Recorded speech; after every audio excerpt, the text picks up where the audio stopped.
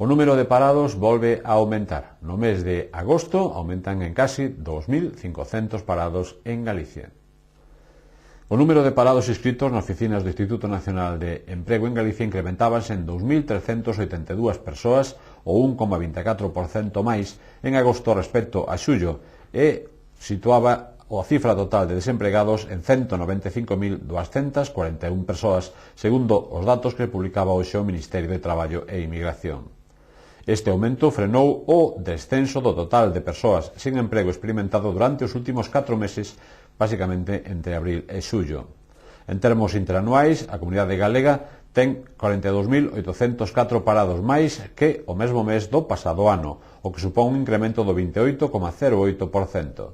Así, Galicia mantívose como a segunda comunidade na que menos avanzou o desemprego nos últimos 12 meses, pois a porcentaxe só foi menor en términos relativos en Extremadura, donde aumentou un 24,85%. No conxunto do Estado, o número de parados rexistrados na oficina do INEM subía en 84.985 persoas en agosto respecto a xullo, o 2,4% máis.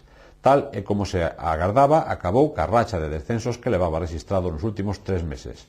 O total de desempregados situábase así, ao rematar agosto, en 3.629.080 persoas.